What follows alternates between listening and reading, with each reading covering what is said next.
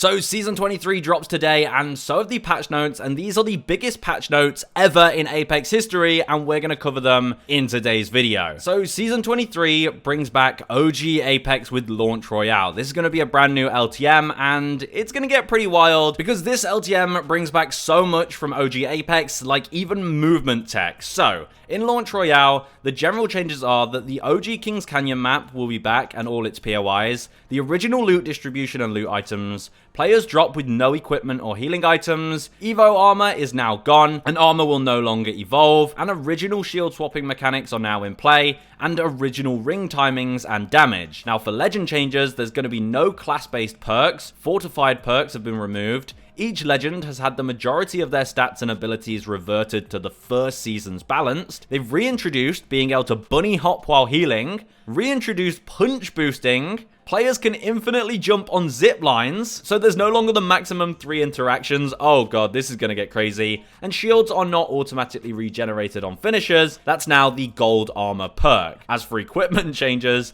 equipment items and attachments have their original tunings. Gold items have their passives changed, so the gold knockdown has self-revive, it's back. Gold backpack has the fast heal, and gold armor has shield regeneration on execution, as we just talked about. The original capacities on all magazines are back. There'll be no laser sights, no sniper mags, no energy mags. Original hop-ups are back, so Select Fire, Energy Choke, Turbocharger, and Skull Piercer. Helmet protections have been reverted, and ammo stacks in inventory have been changed to match the original capacities. As for weapon changes, all original attachments are back, original tunings are back, all hipfire is reverted to its much tighter spread, all original gold-kitted weapons are restored, global headshot damage is now 2 times, and original crate weapons come down in care packages, which will be the Mastiff, Kraber, and L-Star. Oh my goodness, that mode is going to be crazy, and it's truly OG Apex. Like, they brought back the best and the worst. It's going to be chaos, it's going to be nostalgia, and I hope you guys really do enjoy this one. Now, next up is Rift Relics. I believe this is a takeover mode that will take over regular Apex Battle Royale, and what will happen is, around the map, there'll be these Rift Relics that spawn all over the map that you can go and loot, and they'll give you some special stuff. They could give you relic weapons, or abilities from Titanfall, or special hop-ups. I mean, it's going to be crazy, and I'm going to talk about that now. So these special hop-ups are boost kits, and one of them is called Hover, which means when you ADS in the air, it will allow the player to hover,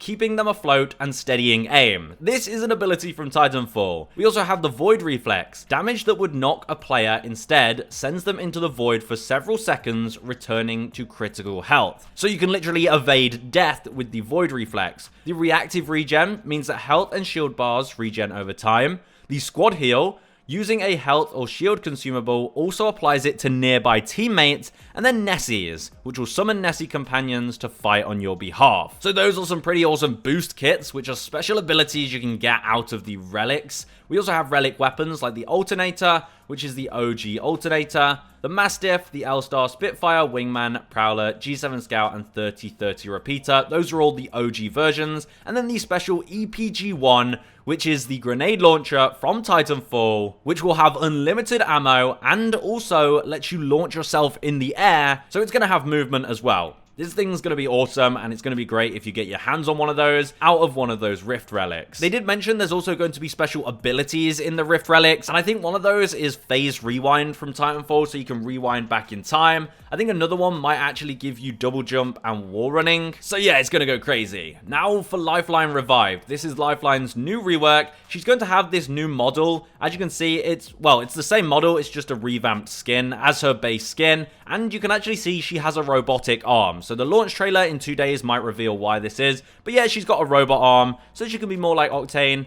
We know they're good friends, so that'll hopefully help. Now, her passive combat glide allows her to hold jump mid-air to use dock to briefly glide. Now, this can be changed to toggle or hold, so whatever you prefer. And she also keeps her normal passive, where she can deploy dock to revive teammates, leaving her free to defend. Now, her tactical is still her normal tactical, but it can now be assigned to follow allies once it's deployed, so you can send it out to follow your teammates, and you can also recall it or swap to a different teammate whenever you want, and it will still heal everyone around it. So if it's assigned to someone but you're stood near it, it will heal both of you, which is great. And then the ultimate Dock Halo activates the Halo shield, which protects you, and all players inside will use health and shield consumables faster. So all healing items will be faster, faster while inside. Now she also has some new perks, as you can see here. She can hold an extra battery per stack and see battery count in death boxes, or she can increase the time before Doc runs out of fuel by 1.5 seconds in her glide. Her level 3 perks are increase Doc assignment range by 50% or reduce tactical cooldown by 10 seconds. But not only that, all support legends are getting brand new class perks, and these are insane. These make support legends extremely OP, I'm not gonna lie. We have Heal Expert, which means they now move at full walk speed while healing, and healing amount from small meds is doubled. So shield cells and syringes now heal for 50. That's crazy. Now, Revive Expert also means that support legends revive 25% faster and grant health regen to their allies on a successful revive. This regen will be over time and can be stopped if your teammate gets damaged, and it will also apply if the support legend is being revived by their teammate. Additionally, banner crafting and allied death boxes now spawn a Moby respawn beacon, and support legends can see mobile respawn beacons inside death boxes. So now, if your teammate dies, you're guaranteed to get a mobile respawn beacon, whether you're looting their death box or crafting their banner, which is crazy. Support legends are up by a ton over all the other legends right now. Next up, the skill display improvements. When joining a ranked match, it will now show the rank distribution of players in the game so you can see who you're up against. That's a pretty neat change, and it's part of their effort to make matchmaking better, and it's a good start. Now, we also have the brand new universal melee, Raptor's Claw. To summarize, this is a brand new artifact. It's a karambit. You can unlock the Raptor's Claw through the Void Mercenary store all the way from now until the end of the season on January 7th. And when you have it, you can unlock its upgrades, its different variants. There'll be 5 variants. And then you can also unlock the Crystal Chamber Death Box. Now, if you did want to buy this with heirloom shards, at the end of the season on January 7th, it will go to the regular heirloom store for 150 heirloom shards. But what I also heard about this karambit is that it will have unique animations for some other legends, which finally puts a bit of personality back into these artifacts, so it might be one of the best ones that you can get your hands on, and it will have some special animations for certain legends. Okay, now we have the patch notes, and as you can see, oh my god, there's so many of them, so we'll try and get through these, and like I said, this is a crazy season. You're definitely going to want to jump onto this one. So, Battle Sense, better health state awareness and feedback. They've now got voice lines for when players are on low health and low shields. And the healing HUD icon will now flash when players are on low health. And the same for ammo awareness, just better voice lines for what ammo you have and stuff like that. Now in the care package, the Devotion is now on the floor and it's been reverted back to how it was.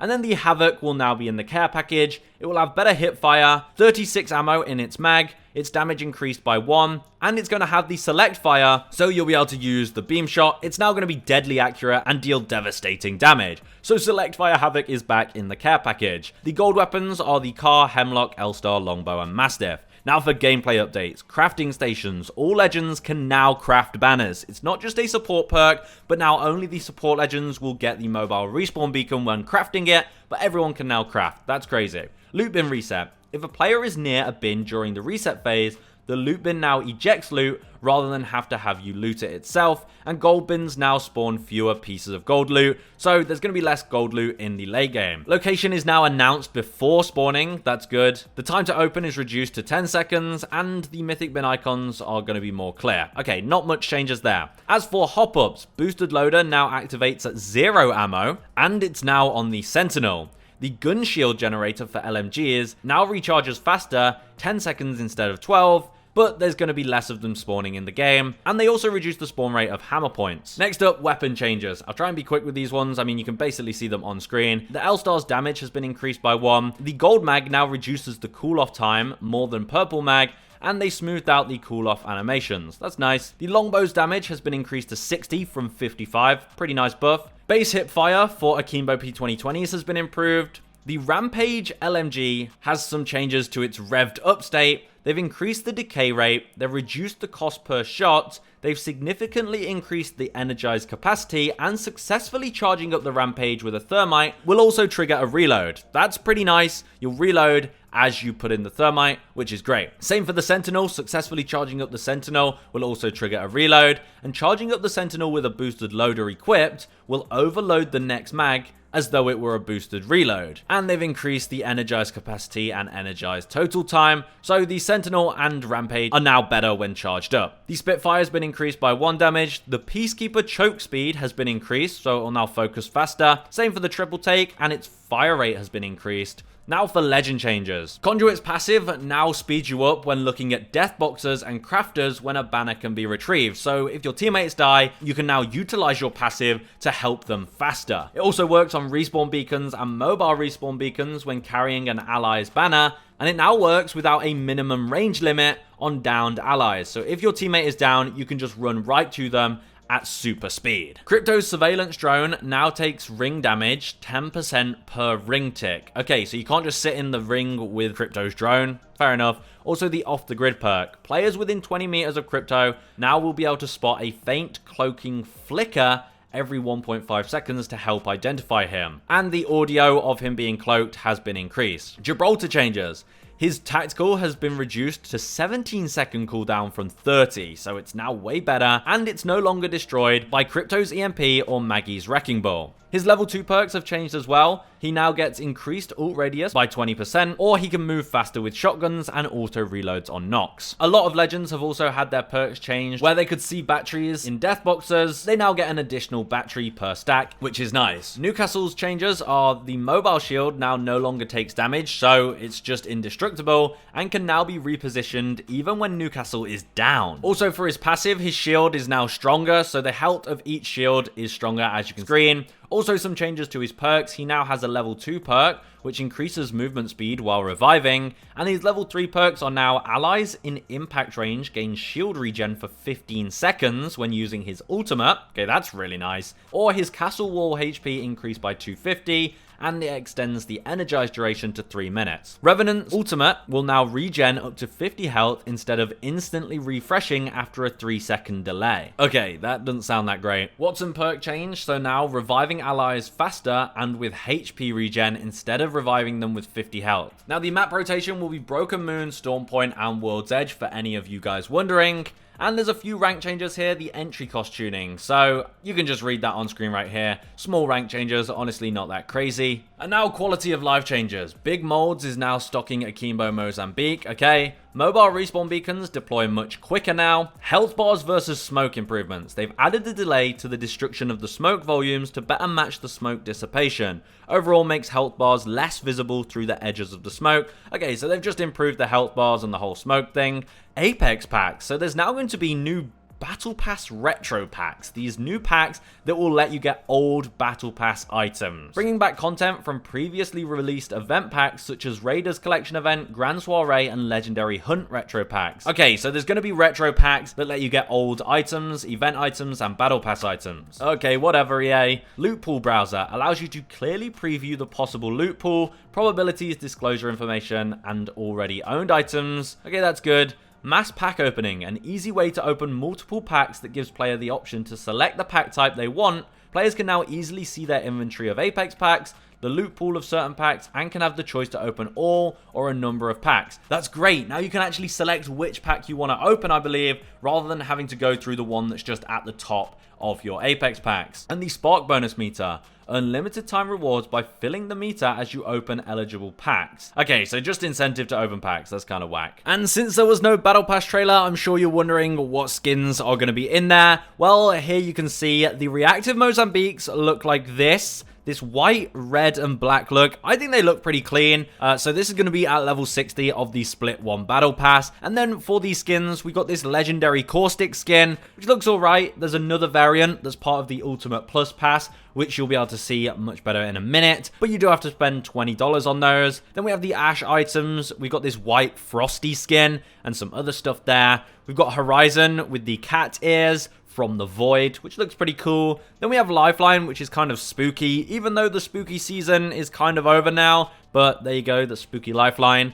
We got Vantage, again with this icy, frosty look to it. Maybe we'll see more about this frosty ice stuff in the launch trailer, I'm not too sure. And then we have Seer, where he's looking like a zombie. This green color scheme looks alright. And here you can see a close-up of the Ultimate Plus rewards, the Caustic and Ash skin. They look really cool, but you got to pay $20 for them. It's kind of annoying that they can do this and do low effort on the main skin, just so they can make the more expensive one just way cooler. I do like these skins, but I don't think I'll be getting my hands on them. And yeah, that is the battle pass. It's going to work the same as last season. You'll be able to use Apex coins to buy the premium one. And there you go. Those are the patch notes. That was a long video. That was a lot of patch notes. But overall, I'm super excited for Season 23. And by the time you're watching it, it's probably out right now. So go and enjoy it. And if you main a support legend, well, you're eating good this season.